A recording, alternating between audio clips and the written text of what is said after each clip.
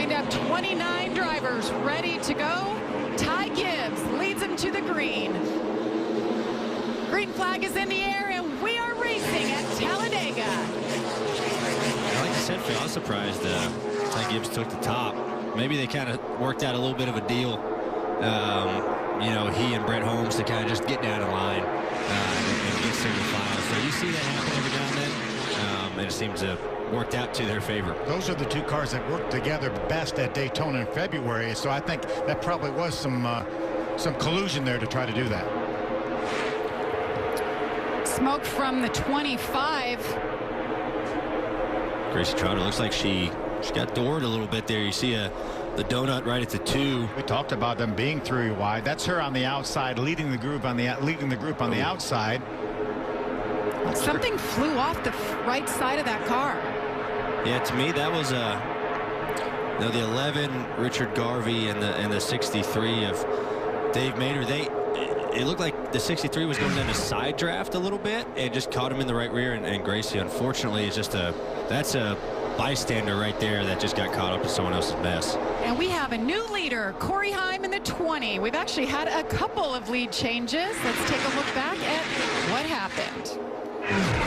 So Ty Gibbs and the 23 of Brett Holmes worked so well together from the start of the race, and Brett, I think, since those Venturini cars lining up on the outside, he said, well, let me go get some of that push. And he was able to use the Venturini cars to push him by Ty Gibbs for that first lead change. Yeah, that's really good, you know, for Holmes to notice that. And then we had a really nice lead change, a nice side draft by Corey Heim to Holmes, and was able to really get around him by himself. So that was a masterful, little bit of a run, pulling out dump air on the right rear, and get the lead. So I'll be curious to see how Ty Gibbs handles it now. We're about to have a comp caution here within the next lap, or within this lap. But I was curious, he didn't really move up trying to block that. So maybe he's wanting to know how his car is, how it sucks up to the car in front of him. I wouldn't be surprised if he's trying to figure that out.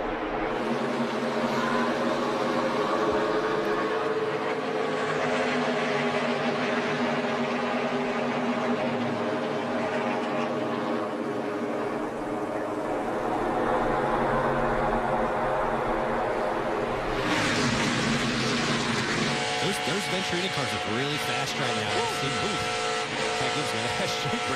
I thought he got loose getting in turn 1 early the lap before, too. It looked like he got loose there as well.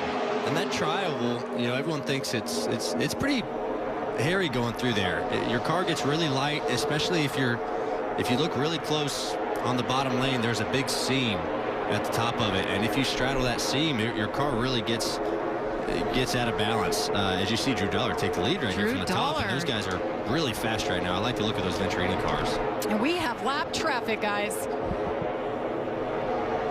No, and I think that's going to draw that second pack in. You know, when the cars get too wide, it punches a huge hole in the air, a bigger hole, obviously, than if you're single file. As you see that second group kind of start to gain on them.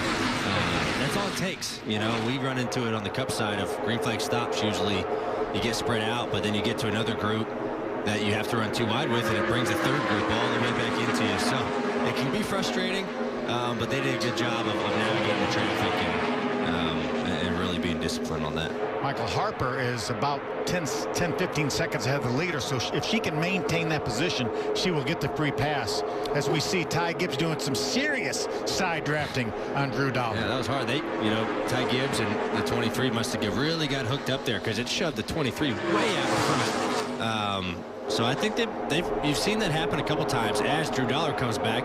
That's the bad thing about with what happened with Brett Holmes is, okay, yeah, you get a great run, get a good push, and now you're in the lead, but you're almost too far out. Yeah, too good a push. Got too good a push. You know, everyone's going to be coming by you on both sides, so there's kind of a double-edged sword on that deal. Let's take a look. So I did this earlier. So he laid back to the 18, gets a really good bump, really good run coming towards the top 2, and just coming so much faster, and just pulls out of line and takes it. But like I said, it was almost too good of a run because he couldn't settle back in. Yeah, he got the lead, but then it kind of sucked Ty Gibbs off of him. You see him really get separated there when you get the outside lane. Really side drafting as we got our second comp caution.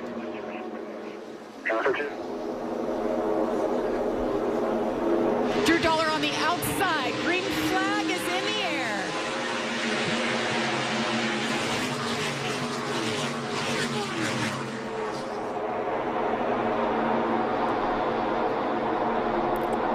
saw them do the teammate deal, right, to where that pretty much when the leader chooses the top, second place will go to the bottom, and you make an arrangement and say, hey, I will let you see off the bottom if I start on top and you let me in. You know, that way we have cars 1, 2, and we're already lined up and ready to go. So you'll see that a lot, especially with teammates, you know, sometimes with the same manufacturer.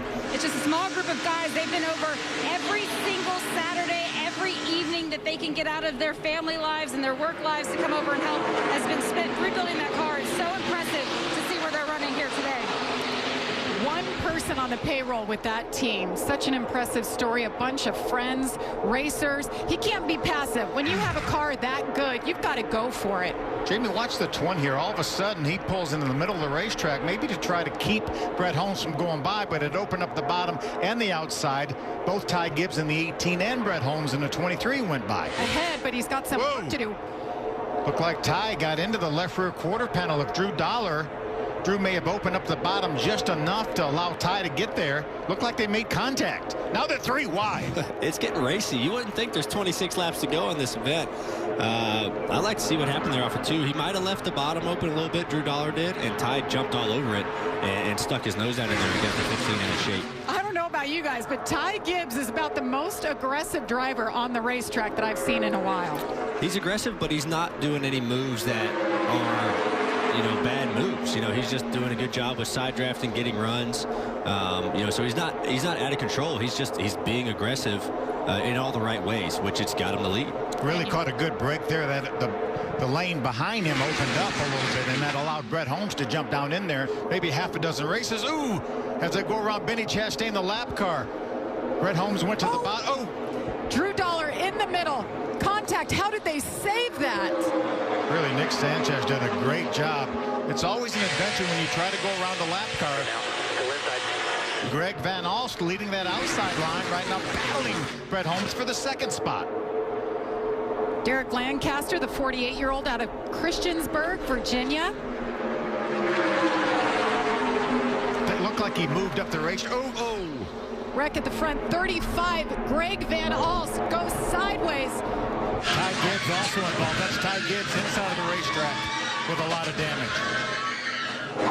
You know, you could just kind of sense it was getting down to go time. You know, we were 15 laps to go. Racing was starting to get pretty intense, and I'd like to go see the replay of that one and really figure out who slipped. So this is the start of the wreck. Looked like Nick Sanchez, the 2-car, got into the back of the 35. We talk about at the very top of the show about the bump drafting. Sometimes it doesn't work, and I think that's a situation where that bump draft turned Greg Van Alst sideways into Ty Gibbs. Yeah, that's exactly what happened in it. And it looked like Nick Sanchez hit him a little bit on the left rear, kind of on the left side of the bumper. And when you're in the trial like that, your car's already light. And so when he got a shot in the left rear, left side of the bumper, that really just, gosh, your car is already kind of a handful, and it just really helped him around. And unfortunately, Ty Gibbs was there, and a couple others got involved. Get away. 5, 4, 3, 1. Green flag. It's the 29 outside, 21 halfback behind him. You're going forward back to 20. Still outside. Get back to the 23 here. Still outside tight. Nice and smooth on your wheel. 20 tight with you. 20 still tight with you. Top is clear. We'll stay bottom here for now. Stay bottom here for now. Stay right there at the 23. Nice and smooth here on the bottom. He's got a good pusher now with Drew Dollar, his teammate. Watch this bump right here. Oh. Derek Lancaster in the 29. In the wall, in flames. He was just on the outside of Corey Heim, and Drew Dollar came through. He's got to get out of that race car. Got down in the grass, turned it sideways. Still on fire, though. We were just talking about what a great job he had been doing in that 29 car.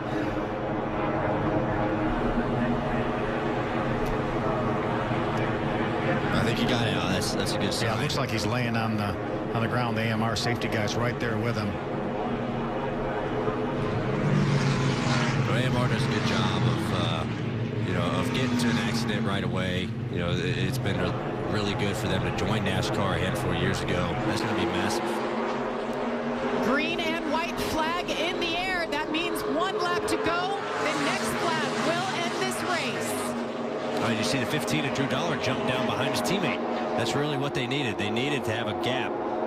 And if they get into second, third here, I'd be very worried if I was Brett Holmes. I'd probably be worried now because he's way out front, and you see the top starting to build momentum. Yeah, he's going to try to block both lanes. Not going to be able to get the top. Now he's stuck in the middle.